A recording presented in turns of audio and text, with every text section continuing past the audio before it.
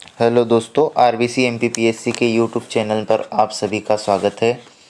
और आज जो है हम paper two part a unit 5 का जो टॉपिक है मध्य प्रदेश की राजनीति से संबंधित समसामयिक मुद्दे, इसको यहाँ पर कंप्लीट करने वाले हैं। तो वीडियो को अंत तक ज़रूर देखें और इसके नोट्स ज़रूर बनाएं। तो आइए स्टार्ट करते हैं मध्य प्रदेश की राजनीति में समसामयिक मुद्दे।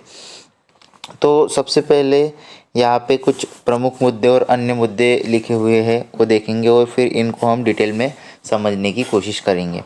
तो सबसे पहले पढ़ते हैं, वर्तमान में मध्य प्रदेश की राजनीति में सामाजिक आर्थिक मुद्दों का राजनीतिकरण देखा जा रहा है, जो राज्य की राजनीति को नई दिशा की ओर ले जा रहा है। प्रमुख समसामयिक मुद्दे इस प्रकार हैं। तो यहाँ पे हमने देख लिया कि भाई एक छोटा सा इंट्रोडक्शन दे दिया हमने कि कौन कौन से मुद्दे जो है उनका राजनीतिकरण मध्य प्रदेश में हो रहा है और राज्य की राजनीति को जो एक नई दिशा की ओर ले जा रहा है। इस प्रकार से आप एक दो लाइन का कुछ भी इंट्रोडक्शन बना सकते हैं यहाँ पर। तो सबसे पहले हम देखते हैं फिर प्रमुख मुद्दे, मध्य प्रदेश की राजनीति को प्रभावित करने वाले समसामयिक मुद्दे, प्रमुख मुद्दे कौन कौन से हैं। ठीक है, तो प्रमुख मुद्दों की अगर हम बात करें तो देखिए यहाँ पे ये प्रमुख मुद्दे हैं और अन्य मुद्दे हैं। तो प्रमुख मुद्दों की अगर हम बात करें तो सबसे पहले दल बदल का मुद्दा आपको देखने को मिलेगा, लोक लुभावन की राजनीति देखने को मिलेगी, आरक्षण का मुद्दा, विकास का मुद्दा, जातिवाद का मुद्दा, एक दल का प्रभुत्व, भर्ती परीक्षाओं में धांधली का मुद्दा, नोटा संबंधित मुद्दा, राजनीतिक प्रतिद्वंदिता, ये प्रमुख रूप से प्रमुख मुद्दे हैं। फिर अन्य मुद्दों की अगर हम बात करें तो राजनीति का अपराधीकरण, धन शक्ति संबंधी मुद्दा, गरीबी और बेरोजगारी का मुद्दा, ईवीएम संबंधी मुद्दा, सांप्रदायिकता का मुद्दा, भ्रष्टाचार का मुद्दा, हिंदुत्व संबंधी मुद्दा और ओल्ड पेंशन स्कीम का मुद्दा भी हमको हाल ही में देखने को मिला। तो ये कुछ प्रमुख मुद्दे हैं और अन्य मुद्दे हैं। अब प्रमुख मुद्दों पर हम एक नज़र डालते हैं। सबसे पहले इनके बारे में डिस्कस कर लेते हैं। तो प्रमुख मुद्दों में सबसे पहला मुद्दा है दल बदल। तो दल बदल अधिनियम जो आया 1985 में, दल बदल अधिनियम आया, उसमें सांसदों और विधायकों के द्वारा दल बदल के विभिन्न आधार और परिस्थितियों के बारे में बताया गया और उनकी योग्यताएं और निर्योग्यताओं के बारे में भी बताया गया है। तो इस आधार पर उन्हें योग्य माना गया है, वो आधार हम देख लेते हैं यहाँ पे।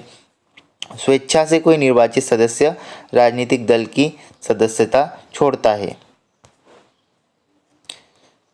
ठीक है, अपने राजनीतिक दल के विपरीत सदन में मतदान करता है या मतदान में अनुपस्थित रहता है, या फिर यदि कोई निर्दलीय उम्मीदवार किसी दल में शामिल होता है, यदि कोई नामांकित सदस्य शपथ लेने के 6 माह बाद किसी दल में शामिल होता है।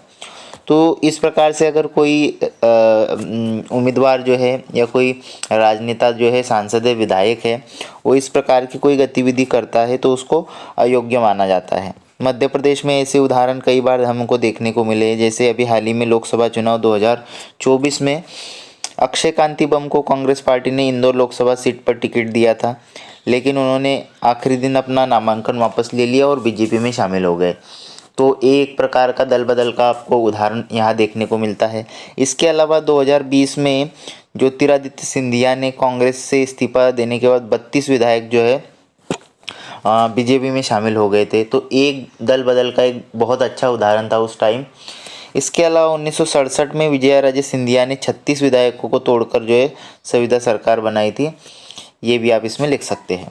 तो अगर आपको लिखना हो प्रमुख दल बदल का मुद्दा, तो ये मैंने डिटेल में इसका अधिनियम के बारे में भी लिख दिया है, लेकिन आप अगर एग्ज़ाम में लिखो तो सिर्फ आप एग्जाम्पल लिखो मध्य प्रदेश में, कि मध्य प्रदेश में जो है दल बदल से संबंधित जो है कई मुद्दे जो है देखने को मिलते हैं और वर्तमान में लोकसभा चुनाव में भी दल बदल संबंधी मुद्दा देखने को मिला, जिसमें अक्षय कांति बम द्वारा जो है कांग्रेस पार्टी को छोड़कर जो है बीजेपी में शामिल हो गए। इस प्रकार से आप इसको उदाहरण द्वारा समझा सकते हो। फिर आगे लोक लुभावन की राजनीति। लोक लुभावन की राजनीति की बात करें तो मध्य प्रदेश भारत के साथ साथ मध्य प्रदेश में भी लोक लुभावन की राजनीति आपको देखने को मिलेगी। जैसे लोक लुभावन की राजनीति का मतलब क्या है? लोक लुभावन की राजनीति का मतलब है कि जनता की जो समस्याएं है, जनता की जो मांगे है, जनता की जो भावनाएं है, समस्याएं है, मांगे, उनको ध्यान में रखकर जो है नीतियाँ या योजनाएं बनाना। अब इसमें इसको जो है अखबारों में अक्सर इसके लिए एक शब्द यूज होता है, रेवड़ी कल्चर या फ्री ब्रिज। ठीक है, तो ये याद रखेंगे फ्री ब्रिज क्या होता है, ये 2 नंबर में क्वेश्चन बन सकता है यहाँ से। तो फ्री ब्रिज या रेवड़ी कल्चर या मुफ्त की रेवड़ी क्या होती है? तो सरकार द्वारा दी जाने वाली जो भी मुफ्त की सेवाएं होती है, जैसे बिजली फ्री, पानी फ्री, राशन फ्री, फिर लोक लुभावने वादे किए जाते हैं, फिर बेरोजगारी भत्ता देने के वादे किए जाते हैं, ऐसी जो भी फ्री वाली चीज़ें सरकार द्वारा जो जनता को दी जाती है उसे ही रेवड़ी कल्चर या फिर मुफ्त की रेवड़ी कहा जाता है, या फ्री ब्रिज इसको इंग्लिश में कहा जाता है। अब 2023 के इसके उदाहरण मध्य प्रदेश में, आपको मध्य प्रदेश के संदर्भ में देखें तो कई उदाहरण मिलेंगे। जैसे 2023 का जो चुनाव हुए थे अभी, उसमें भाजपा सरकार द्वारा लाडली बहना योजना की घोषणा की गई थी, और जिस पर कांग्रेस ने रेवड़ी बांटने का आरोप लगाया था। बाद में इसके अंतर्गत महिलाओं को 1000 रुपये प्रतिमाह दिए जाने की घोषणा की गई थी, और इसका प्रावधान था, और अभी भी दिए जा रहे हैं। 1250 रुपये अभी भी दिए जा रहे हैं, जिसको कांग्रेस ने क्या कहा था, रेवड़ी कल्चर या फिर मुफ्त की रेवड़ी बांटने की संज्ञा दी थी। फिर इसी के विरोध में कांग्रेस सरकार द्वारा भाजपा के विरोध में नारी सम्मान योजना जो है स्टार्ट की, जिसमें पात्र व्यक्तियों को 1500 रुपये की राशि दिए जाने का प्रावधान था। इसके अलावा भी कई एग्जाम्पल देखने को मिलेंगे आपको, जैसे मुख्यमंत्री किसान कल्याण योजना हो गई, इसमें केंद्र सरकार और राज्य सरकार 12,000 रुपये की राशि किसानों को देती है। सब्सिडी हो गई, 2023 के चुनाव में जब चुनावी घोषणा में गैस सिलेंडर जो है कांग्रेस द्वारा 500 रुपये में दिए जाने की घोषणा की थी, तो उसी के विरोध में भाजपा द्वारा फिर 450 रुपये में गैस सिलेंडर देने का ऐलान किया था। इसके अलावा बिजली 100 यूनिट फ्री कांग्रेस द्वारा करने का वादा किया गया था। उसी प्रकार बीजेपी द्वारा 200 यूनिट बिजली फ्री देने का वादा किया गया है। किसान कर्ज माफ़ी से संबंधित कई चुनावों में घोषणाएं होती है। एमएसपी बढ़ाने के वादे किए जाते हैं, जैसे बीजेपी ने अभी 31 रुपये कुंटल धान और 27 रुपये कुंटल गेहूँ खरीदने की घोषणा की थी चुनाव से पहले। चुनाव से पहले कई सरकारी भर्तियों के घोषणा की जाती है, लेकिन वो चुनाव संपन्न होने के बाद उस पर किसी प्रकार का ध्यान नहीं दिया जाता। इस प्रकार की ये जो नीतियाँ या योजनाएं बनाई जाती है सरकार द्वारा, जो भी सरकार हो, उसको रेवड़ी कल्चर या फ्री ब्रिज की संज्ञा दी जाती है। अब इस पर एक क्वेश्चन ऐसा बन सकता है कि फ्री ब्रिज या रेवड़ी कल्चर क्या होता है, इसका मध्य प्रदेश की अर्थव्यवस्था पर क्या प्रभाव पड़ता है, या इसका मध्य प्रदेश की अर्थव्यवस्था पर क्या प्रभाव पड़ेगा, या इसका मध्य प्रदेश की अर्थव्यवस्था पर इसके प्रभाव बताइए। रेवड़ी कल्चर क्या है या फ्री ब्रिज क्या है? या 2 नंबर में तो फ्री ब्रिज बनने की संभावना है, तो इसको याद रखेंगे। फिर आगे बढ़ते हैं, आरक्षण का मुद्दा। अब वर्तमान में देखें तो मध्य प्रदेश में आरक्षण की स्थिति, अनुसूचित जाति को 16% आरक्षण है, जनजाति को 20, अन्य पिछड़ा वर्ग को जो है 14% आरक्षण था, लेकिन उसको बढ़ाकर जो है 27% करने की घोषणा की थी, लेकिन वो अभी पूर्ण रूप से लागू नहीं हुआ है। आर्थिक रूप से कमज़ोर वर्ग को 10%, EWS 10% आरक्षण है। इस प्रकार चुनाव में जो है, या चुनाव के पहले जो है, मध्य प्रदेश की राजनीति में आरक्षण से संबंधित मुद्दे हमेशा जो है एक्टिव रहते हैं, करंट में रहते हैं। ठीक है, तो इस प्रकार से ये आरक्षण का मुद्दा भी, और आरक्षण द्वारा जो है विभिन्न वर्गों को जो है राजनेताओं द्वारा या विभिन्न दलों द्वारा जो है आरक्षण का मुद्दा उठाकर जो है अपना वोट बैंक साधने का कार्य किया जाता है। तो ये भी एक मुद्दा रहता है, समसामयिक मुद्दा, जो हमें मध्य प्रदेश की राजनीति में देखने को मिलता है। फिर हम आगे बढ़ते हैं तो विकास का मुद्दा।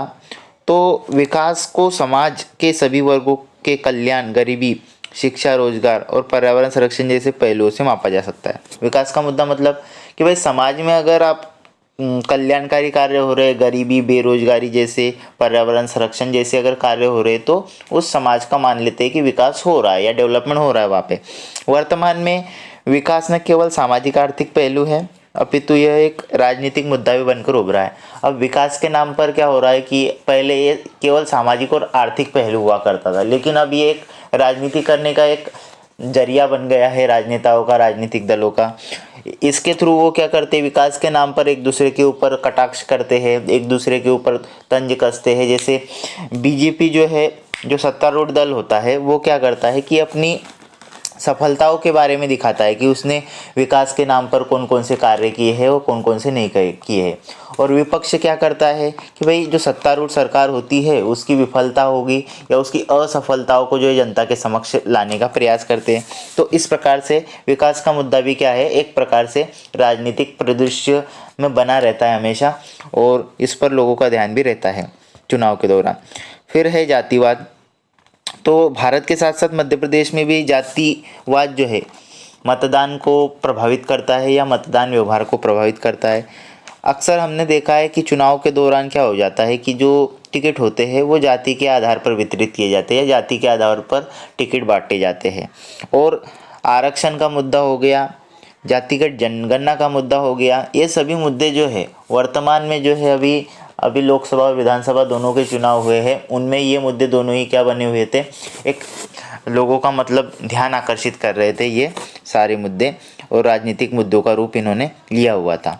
तो जातिवाद देख सकते हैं आप, जातिवाद के कई उदाहरण बता सकते हो कि भाई जिस क्षेत्र में किस जाति की जनसंख्या ज़्यादा निवास करती है, उस क्षेत्र में उसी जाति के नेता को अधिकतर जो है टिकट प्रदान किया जाता है।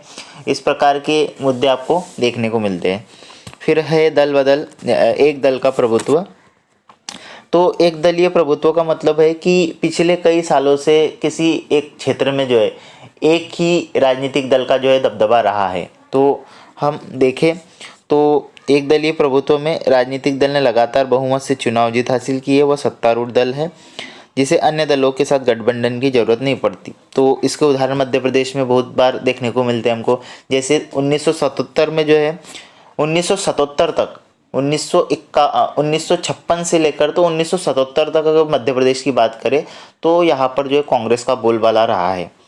फिर 2003 से लेकर तो 2000 वर्तमान तक अभी देखेंगे 2018 तक, फिर 2018 के बाद कांग्रेस आई, फिर 1-1.5 साल बाद 2020 में फिर से जो है बीजेपी की सरकार बनी, और तब से बीजेपी की सरकार जो है मध्य प्रदेश में एकल पार्टी के रूप में जमी हुई है। तो ये आप बता सकते हैं यहाँ पे। फिर गैर गंभीर अपराधों की उम्मीदवारों की उपस्थिति। अब आपको ये भी पता होगा गैर गंभीर उम्मीदवारों की उपस्थिति का मतलब ये है कि कोई अच्छा नेता होता है या कोई अच्छा राजनेता होता है, तो उसके विरोध में या उसका विपक्ष के लोग क्या करते हैं, उसके विरोध में ऐसे 2-4 लोगों को खड़ा कर देते हैं जो उसके वोट खा जाते हैं। तो उसके कारण क्या होता है कि उस व्यक्ति के वोट जो है इन 3-4 लोगों को मिल जाते हैं और वो व्यक्ति चुनाव हार जाता है इस प्रकार से।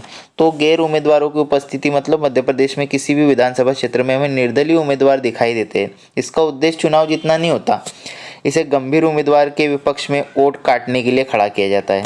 जैसे आंकड़ों की बात करें हम तो 2019 में सबसे अधिक 30 प्रत्याशी भोपाल से थे और जबकि 25 उम्मीदवार मुरैना से थे। ठीक है, तो ये आंकड़े हैं। फिर है भर्ती परीक्षाओं में धांधली का मुद्दा। तो वर्तमान में भर्ती परीक्षाओं में धांधली का मुद्दा भी एक राजनीतिक मुद्दे के रूप में उभर कर सामने आया है। पिछले कई वर्षों में मध्य प्रदेश में कई ऐसी भर्ती परीक्षाएं हुई जिसमें धांधली हुई, जो एक राजनीतिक मुद्दों के रूप में सबके सामने उभर कर आए थे।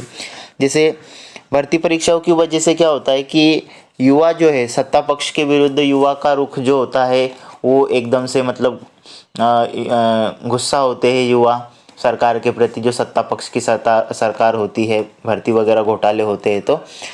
और जो विपक्ष होता है वो इस बात का फ़ायदा उठाकर जो है युवाओं के साथ जो है उनको सांत्वना देते हैं, उनके साथ खड़े रहने की बात करते हैं और अपना वोट बैंक जो है साधने का प्रयास करते हैं। जैसे अभी मध्य प्रदेश में कई घोटाले आपको देखने को मिलेंगे। जैसे व्यापम घोटाला सबसे पहला बहुत बड़ा घोटाला हो चुका है। अभी 2023 में पटवारी भर्ती घोटाला हुआ था। इसके अलावा ग्रामीण कृषि विस्तार अधिकारी भर्ती घोटाला हुआ था। ऐसे कई घोटाले हुए हैं मध्य प्रदेश में जो वर्तमान राजनीति को प्रभावित करते हैं। फिर है राजनीतिक प्रतिद्वंदिता। तो राज्य में मुख्य रूप से 2 राजनीतिक दल बीजेपी और कांग्रेस, दोनों दल के नेता एक दूसरे को विभिन्न मुद्दों के माध्यम से आरोप प्रत्यारोप करते हैं। राजनीतिक प्रतिद्वंदिता का मतलब है कि 2 पार्टियां हैं, विपक्ष जैसे बीजेपी और कांग्रेस है, ये एक दूसरे के ऊपर क्या करेंगे, विभिन्न मुद्दों के ऊपर एक दूसरे के ऊपर उंगली उठाएंगे, एक दूसरे पर आरोप प्रत्यारोप करेंगे। राजनीतिक प्रतिद्वंदिता की स्थिति आपको चुनाव के दौरान ज़्यादातर देखने को मिलती है। इसमें लोगों को मतदान व्यवहार को प्रभावित करने तथा अपने पक्ष में करने का प्रयास किया जाता है या वोट को साधने का प्रयास किया जाता है। बीजेपी कांग्रेस पर इल्ज़ाम लगाएगी, कांग्रेस बीजेपी पर इल्ज़ाम लगाएगी। इस प्रकार से जनता को जो है गुमराह करने का काम किया जाता है और जो है अपना वोट बैंक साधने का ये काम करते हैं। फिर हम आगे देखते हैं अन्य मुद्दे क्या है। राजनीति का अपराधीकरण सबसे पहला है। राजनीति का अपराधीकरण मतलब क्या है कि जब अपराधी जो है सरकार में बने रहने के लिए राजनीति में भाग लेते हैं या चुनाव लड़ते हैं। जैसे कोई भी अपराधी हो, कोई क्रिमिनल हो, वो सरकार में बने रहने के लिए क्या करता है, राजनीति में भाग लेता है, चुनाव लड़ता है, या तो इस प्रकार इसे ही राजनीति का अपराधीकरण कहा जाता है। जैसे नेशनल इलेक्शन वॉच और एसोसिएशन फॉर डेमोक्रेटिक रिफॉर्म द्वारा जारी रिपोर्ट के अनुसार जहां एक और 2009 में गंभीर आपराधिक मामलों वाले सांसदों की संख्या 76 थी, वही 2019 में कितने हो गए, 159 लोग ऐसे हैं जिन पर आपराधिक मामले दर्ज है। ऐसे लोग सांसद बने हुए हमारे देश में। ये बहुत बड़ी विडंबना है हमारे देश में कि सांसदों के लिए, विधायकों के लिए किसी प्रकार के कोई योग्यताएं तय नहीं की गई है। कोई उनके लिए कोई पढ़ाई वगैरह या उनके लिए कोई क्वालिफिकेशन तय नहीं, आज तक नहीं हो पाया है। तो ये एक बहुत बड़ी कमी है हमारे लोकतांत्रिक देश में। इस प्रकार की ये जो चीज़ें हैं इसमें सुधार होना चाहिए, क्योंकि अभी वर्तमान में इसकी बहुत आवश्यकता है। खैर छोड़िए इस बात को, हम आगे बढ़ते हैं। धन शक्ति। प्रत्येक चुनाव में प्रत्याशी को चुनाव प्रचार, ट्रांसपोर्ट आदि पर लाखों रुपए खर्च करने पड़ते हैं। अब ये धन शक्ति मतलब क्या, तो आप देखेंगे कि हमारे देश में या लोकसभा चुनाव हो या राज्य में विधानसभा चुनाव हो, चुनाव प्रचार के लिए आपको वाहनों की ज़रूरत पड़ती है। वाहनों की ज़रूरत पड़ेगी तो वही उस पर खर्चा भी होगा, पेट्रोल वगैरह या डीजल वगैरह, ठीक है, लाखों रुपए इस पर खर्च करने पड़ते हैं। अगर 2023 के विधानसभा चुनाव में प्रत्येक प्रत्याशी को 40 लाख रुपए व्यय करने की सीमा निर्धारित की गई थी। अब क्या होता है, प्रत्येक चुनाव में एक सीमा में आपको पैसा जो है व्यय करना होता है चुनाव प्रचार पे, तो ये धन शक्ति है। लेकिन व्यावहारिक तौर पर देखा जाए तो इसका कोई पालन नहीं किया जाता, इससे ज़्यादा ही चुनाव पे खर्चा होता है हमारे देश में। बाहुबल की बात करें हम तो हिंसा, धमकी और बूथ कैप्चर इन बाहुबल की बड़ी भूमिका होती है। यह समस्या भी मध्य प्रदेश के अधिकांश भागों में हमको देखने को मिलती है। जैसे उदाहरण के लिए 17 नवंबर 2023 को मध्य प्रदेश में विधानसभा चुनाव के लिए मतदान हुआ था, लेकिन इसके बाद भिंड जिले में बूथ कैप्चरिंग के वीडियो सामने आया था। अब चुनाव के दौरान भिंड जिले में बूथ कैप्चरिंग का कुछ वीडियो वगैरह सामने आया था, जिसके बाद चुनाव आयोग ने इसमें संज्ञान लिया और पुनर्मतदान या डबल से मतदान इसमें करवाया गया था। तो ये भी एक मुद्दा चुनाव के दौरान रहा था। गरीबी और बेरोजगारी। चुनाव के दौरान गरीबी निवारण और रोजगार की चुनावी घोषणाओं के माध्यम से वोट बैंक को अपने पक्ष में करने का प्रयास किया जाता है। ये भली बात ही जानते हैं कि कोई भी पार्टी आई चुनाव के पहले उनका नारा एक ही रहता है कि हम गरीबी मिटाएंगे, हम रोजगार देंगे, लेकिन वो सिर्फ चुनाव के दौरान ही रहता है। चुनाव जीतने के बाद आपको ये रोजगार शब्द कहीं पे भी सुनाई नहीं देगा 5 सालों तक। जैसे लाडली बहना योजना, मुख्यमंत्री आर्थिक कल्याण योजना, उद्यम क्रांति योजना, विभिन्न प्रकार की ऐसी योजनाएं उस समय जो है चुनाव के दौरान लॉन्च की जाती है और जनता को जो है वोट बैंक की तरह इस्तेमाल करने का प्रयास किया जाता है। फिर ईवीएम का मुद्दा। मध्य प्रदेश में वर्तमान में चुनाव के दौरान विपक्षी दलों द्वारा ईवीएम का मुद्दा भी अभी करंट में था पिछली बार भी, और हमेशा जो है विपक्ष द्वारा जो है भाजपा सरकार पर भी निशाना साधा गया है कि ईवीएम में कुछ गड़बड़ियाँ पाई गई है। जैसे ईवीएम में क्या क्या मुद्दे रहे करंट में, तो ईवीएम हैकिंग, ईवीएम टेम्परिंग, डाले गए वोट एवं वीवीपैट की पर्चियाँ जो है उसमें मिलान नहीं हो पा रहा था, और ऐसा भी माना जा रहा था कि जो भी वोट डाले जा रहे हैं वो बीजेपी के खाते में ही जा रहे हैं, ऐसा भी विपक्ष द्वारा आरोप लगाया गया था। तो ये एक ईवीएम का मुद्दा भी जो है इस बार करंट में रहा था। उदाहरण के तौर पर देखें इसमें तो 2017 में भिंड विधानसभा के उपचुनावों में ईवीएम में गड़बड़ी पाई गई थी, जिसके बाद चुनाव आयोग ने जिला कलेक्टर एवं एसपी सहित 19 अधिकारियों को जो है सस्पेंड कर दिया गया था इसमें या हटा दिया गया था। तो दोस्तों ये थे मध्य प्रदेश की राजनीति से संबंधित समसामयिक मुद्दे। तो आप इसके नोट्स ज़रूर बनाएं और 10 मार्कर में ये क्वेश्चन आने की प्रबल संभावना है, बिल्कुल आएगा ही आएगा, या 7 नंबर में भी आ सकता है।